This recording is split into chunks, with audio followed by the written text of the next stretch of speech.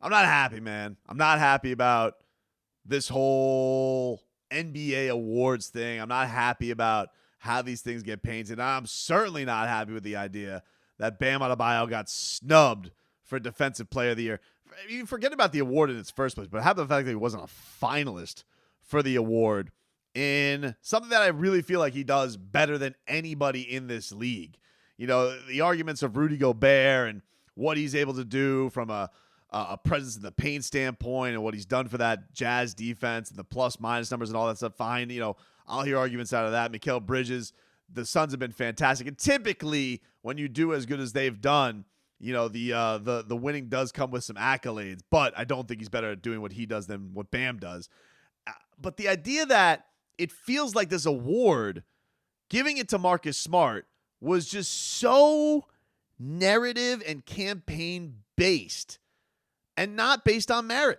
Not based on merit. The idea that Marcus Smart plays for a team that gets more coverage than the Miami Heat because you have a bunch of sycophant Bostonians in the Boston media who go out there and they're chirping about how great this defense has been all year. Ime Udoka has got them playing better than anybody since January. And the heart and soul of that team is Marcus Smart, even though he might not be the best player on his own team, the best defender on his own team. That might be the guy that just got hurt, or it might even be Jaylen Brown, or it might even be Jason Tatum. He might fall in line third on that team, fourth maybe, with what they bought into this year, which is great. Good for the Boston Celtics buying into defense finally growing up before our very eyes, not being a bunch of Peter Pans. But to me, this idea that he got an award based on something that was just thrown out there, like, you know, Defensive Player of the Year is kind of an award that it's biased. It's a biased award because it's always going to the big man and not to the guard. There hasn't been a guard that's won it since 1996. And that catches hold and takes off like wildfire, where all of a sudden we got to be like sitting here like we're thinking about adopted puppies with Sarah McLachlan at 3 a.m. It's like, who will think of the guards? What about the guards? And all of a sudden, this parroting sheep media is just like, right? Hasn't been a guard winning it since 1996, right? Got to give it to Marcus Smart. It's nonstop. It was nonstop, and it took off. You know, Bam was the favorite for like a week. Little over a month ago, middle of March, and the Heat had their losing streak that followed after that. But you're like, that should cost them the award? Because first of all, they flipped it on their head, and they completely bounced back from that, including a win over Marcus Smart's Boston Celtics. But they, for no reason, the guy's defense, why? Because Eric Spoelstra and Jimmy Butler got into a blow-up. All of a sudden, everybody's like, things are falling off for the Miami Heat. Even Kyle Kuzma said this. Mr. Number One Heat fan was like, this is the first time we're talking about the Miami Heat all year, is that they've had a little kerfuffle in the timeout between Eric Spoelstra and Jimmy Butler, which people have been still trying to throw kerosene on. In the aftermath of this, if I could take a little side route, people are like, oh, rival players think early Heat exit could mean Jimmy wants out. And it's meanwhile, it's like, oh, they were teetering on the brink. It's like, not really. They weren't. Yeah, they had a really bad blow-up. You know what they did? They rolled up their sleeves and they fixed it. They put guys into the rotation that Jimmy Butler preferred playing with, which he clearly likes playing with Max Strus. He's getting along with Udonis Haslem as he ever has, playing him in one-on-one, even dunking on him in the middle of practice. But that was like the only T-bone that they could hand on to. Oh, you know, we can disgruntled Jimmy Butler. That's a thing we can always go to. Because that's what's sexy to everybody. You know, Udonis Haslem says, sorry, we're not as sexy enough for you. We don't have an 85-point score. But you know what the Heat do have? One of the best defenders in the league, if not the best defender in the league. Because I guarantee you, if you asked the elite players in this league, if you asked them, who would you rather have on you at the end of a game? Bam Adebayo or Marcus Smart? 10 out of 10 of them are picking Marcus Smart to guard them at the end of that game over Bam Adebayo. And you may say, well, big guy, bias over guards. No, dude, he goes in guards like a guard. He goes in guards like he's Marcus Smart, but also then has to go take on bigs like he's Rudy Gobert. He's the only guy out of all of those guys, out of all of those finalists, who is truly going to guard the best player on every single playoff team. So he'll be guarding Trae Young one series and guarding Joel Embiid the next. Who else is doing that? Because it ain't Rudy Gobert. Who else is doing it? But it ain't unless it's Marcus Smart. Maybe for a possession where he got switched in a weird position, he'll be on Joel Embiid. It ain't happening, dude. Not like it is with Bam. He's gonna have to fall. He's gonna have to body up, and he's gonna have to take on Joel Embiid for a 7-game series. Right after where he had to just contain a little squirt like Trae Young for the entire time of a series. Nobody else is doing that. Nobody. And if you want to come at me and you want to say, oh, this game's played, you missed nearly a third of the season. What do you call what Boston did for a third of the season? No show, dude. They were a no show. Congratulations to them for turning it around, still not finishing first in the Eastern Conference. They held on to it for like 14 hours. But what do you call that? Because what I call that is pooping the bed and no showing. That's what they did. And yet somehow nobody seems to care about it. Because why? I don't know. Maybe it's because football was happening. Maybe it's because the NFL was going on. Maybe it was because it's just too early to care about the NBA at that point.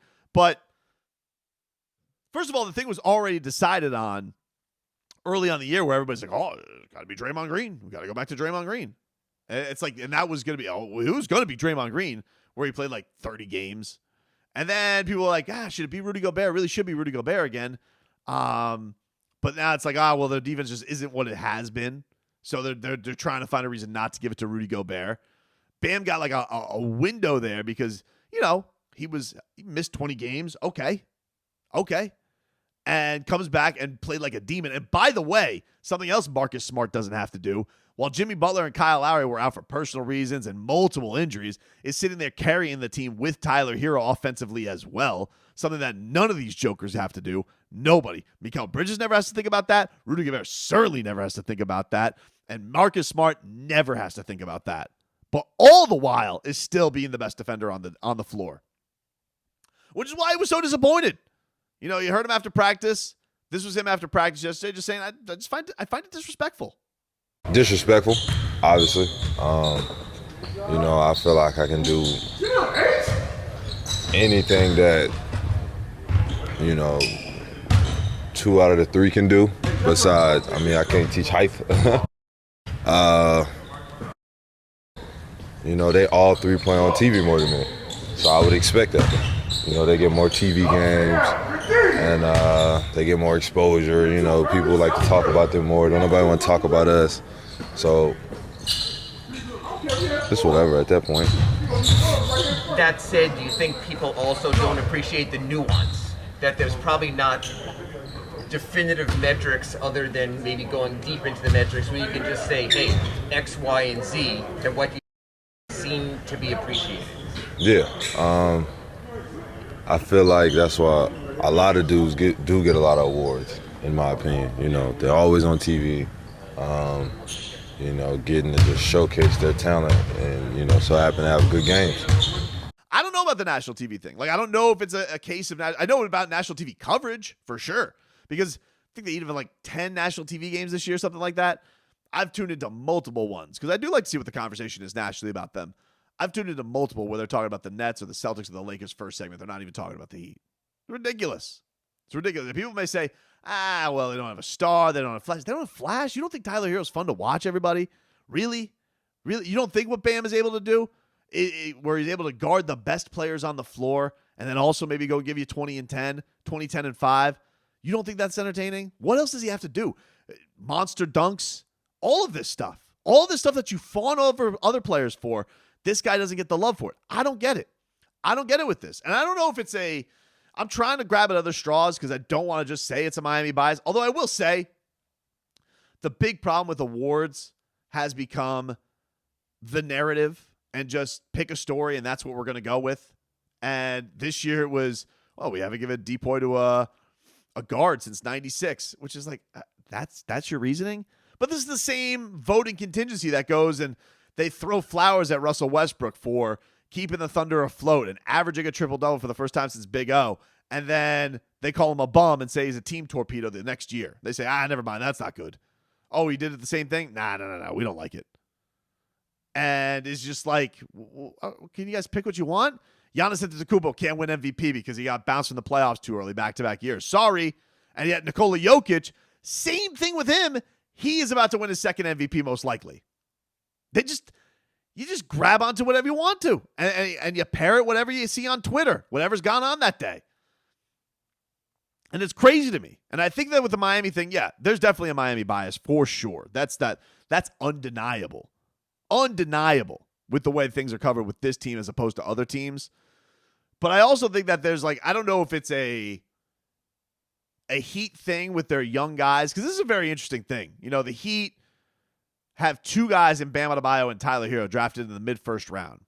And they've both been asked to serve roles. Bam was just basically a defender off the bench for his first couple of years because they had Hassan Whiteside. And Tyler Herro has turned into a sixth man, a reserve. He's been open that he wants to start. But to those guys' credit and to the organization's credit, they have gotten everybody to buy in without one bitching or moaning complaint really from either one of them. It's a marvel when you see all of the infighting that goes on in this league between Zion Williamson being away from the team and wanting out, and you see all the subtweets that go on from other players around the league. It's a marvel that the Miami Heat never seem to have a crack in this. I don't understand it. It's crazy how lucky and how good they are. Lucky that they've drafted guys of good character, that they are able to bury that stuff, all for the cause of winning a championship. But also just there's got to be some talent in that you are able to have your organization run that tightly where none of this stuff seems to leak. Even the whispers of disgruntledness, Victor Oladipo and Markieff Morris, you don't really hear a huge stink about it. Not really.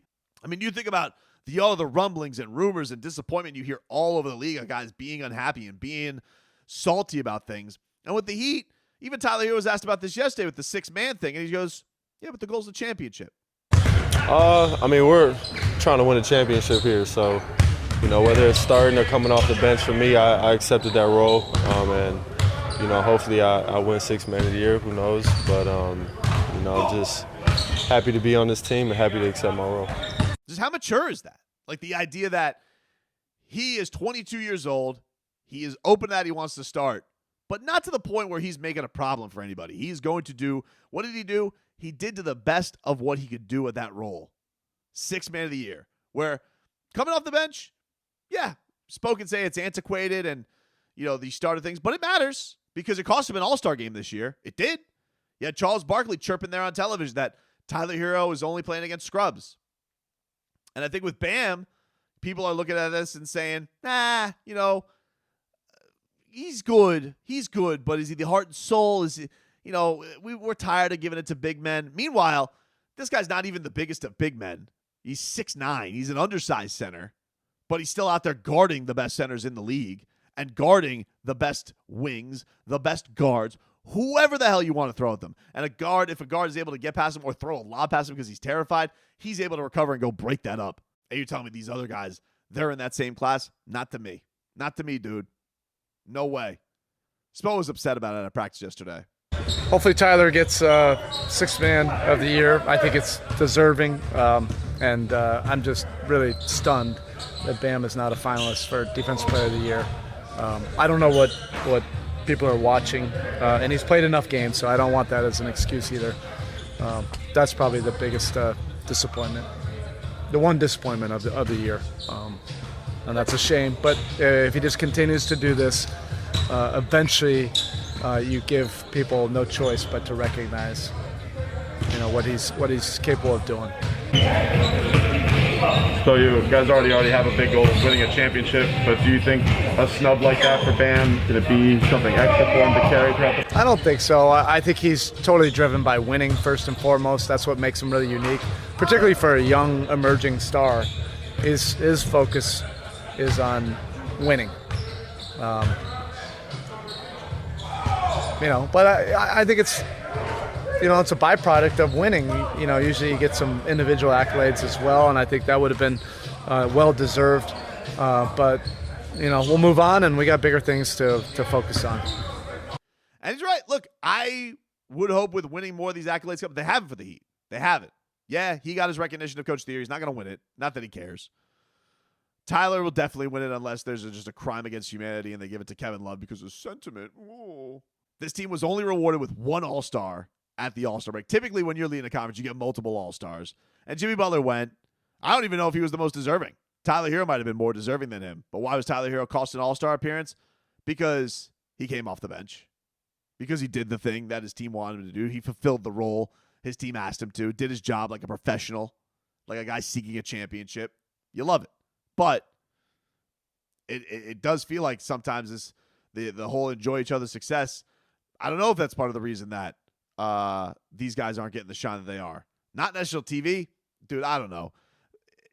The national TV, half the time they just want to throw the Knicks and Lakers because they're so desperate for ratings. They think they get every Bobo from the Bronx and every dude with a with bleach blonde hair and a fake tan and an undersized Kobe Bryant jersey will tune in and then listen for glory days. I mean, those two teams sucked. And how much did they talk about them? The Nets, under 500 all year. How many times do we hear about them? All the drama and the BS and the nonsense that we have to hear. It just gets frustrating. Gets frustrating as a fan, as a guy who loves the sport, because it doesn't feel like these things are decided for the right reasons. Yeah, I'm caving for my guy, Bam Adebayo. Sue me. Everybody else is. Simmons is out there. He basically won Marcus Smart the award. Mannix, Zach Lowe, all these Celtic sycophants out there campaigning for their guy. Oh, it hasn't been a guard since yeah, whatever, dude. All right, good for you. Congratulations. You stole one. You foisted the award from Bam. Oh, you didn't play enough games. Where were you guys for half the season? Toiling. Congratulations on making a big half run. So did Dion Waiters, James Johnson, and Goran Dragic. They were 30-11 one time too. Bully for you. Oh, Tobin, you're salty. Oh, you just don't like Boston. Yeah, I don't like Boston. True. I am salty. That's true too. But I also think I'm right. I also think that I am not wrong in the idea that those markets up there get more of a shake than Miami ever does because of the amount of coverage they get. Miami Heat has 2 regular reporters who cover the team on a daily basis. Other markets have double that. Other markets have triple that. And then you talk about what eyeballs are getting brought to national TV. And in that case, I think Bam's right. Like, Miami has 10. The Jazz get more games than the Heat. Maybe it's an East-West thing. I don't know. They need more good West teams out there to get coverage, but they do. And for me, I just found it to be garbage. Bam Adebayo deserved to be Defensive Player of the Year. He certainly deserved to be one of the top 3. And it was a slap in the face. It was.